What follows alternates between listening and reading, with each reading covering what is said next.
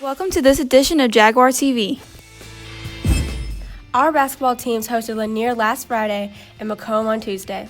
The men's basketball team continues to improve their offensive and defensive strategy, averaging 29 rebounds, 11 assists, and 10 steals per game.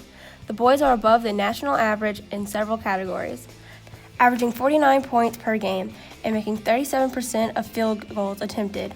Offensive leaders for the team are Kentrell Smith, averaging 11 points per game, and junior Zach Boyd, averaging 8 points per game. Defensive leaders are senior Ricky Harrell, averaging 6 rebounds per game, and sophomore Cardell McDowell with 5 rebounds per game. In the ladies' game Friday against Lanier, Jamie McDaniel put up 8 points, and Alea Crossley, Gabby Simmons, and Gabby James played phenomenal man-to-man defense all night. The Lady Jags held Lanier scoreless for the last 6 minutes and 19 seconds for the ball game. Amari Davis had 14 points, 5 assists, and the game-winning 3-point shot in the final seconds of the game. Against Macomb, Amari Davis had 17 points, 8 rebounds, and 5 assists. Jamie McDaniel had 15 points and 9 rebounds. Alea Crossley had 4 points and 5 rebounds. And Gabby Simmons had 4 points and 6 rebounds. Gabby James and Lachlan Wolchinski both added 4 points. The next games are at Raymond on January 29th and at Lawrence County on February 2nd. Good luck, Jags.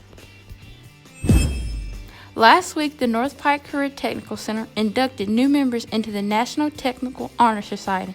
NTH candidates must have an overall GPA of a 3.0 and must have currently affiliated and an active members of a student organization and actively participate. NTH candidates must also be currently enrolled or have completed a 2-year CTE class. Congratulations to each new member receiving this award. Here at North Pike High School, a new semester means new classes, and with all students back on a traditional schedule, classes are full speed ahead.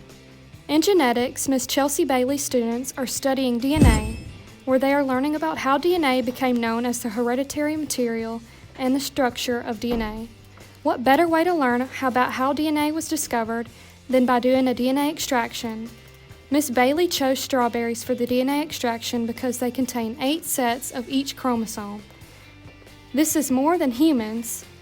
This large amount of chromosomes allows students to see the filtered DNA.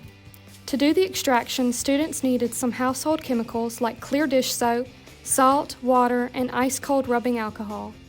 First, students mash up the strawberry in a Ziploc bag. Next, they add some soapy, salty water. This breaks down the cell membranes and breaks apart the proteins that compact the DNA into chromosomes. Then the strawberry juice needs to be filtered from the solid pieces of strawberries. Finally, the students add the cold rubbing alcohol to the strawberry juice. DNA is not soluble in alcohol, which allows the DNA to precipitate into a visible form. Nothing teaches better than a hands-on experiment. I'm in Teacher Academy 2, and right now we learning about the blue bonnet. We took slices of construction paper and we broke them apart how we saw fit to our liking, and then we just made the flower as we saw it with the itty bitty piece of paper. And the goal from that was to use our fine motor skills and just see, so basically to see how we saw it. We made the flower, and this was supposed to teach us how, because the way Ms. Matthews taught it, she was teaching us how to go step by step with the students and the way she interacted with us, and then she had to ask us questions about vocabulary so we would know that's a part of interacting and engaging with your students. The girls' varsity soccer team traveled to Stone County this Tuesday for the first round of playoffs. Even though the outcome wasn't what we had hoped for, we still fought hard. The defense battled against a talented opponent. While this was a tough loss, the hardest part was losing our 5 seniors: Meredith Bates, Claire Simpson, Abigail Ellison, Jolie Spears, and Allie Lewis. We all wish the best of luck in the future to our Lady Jags.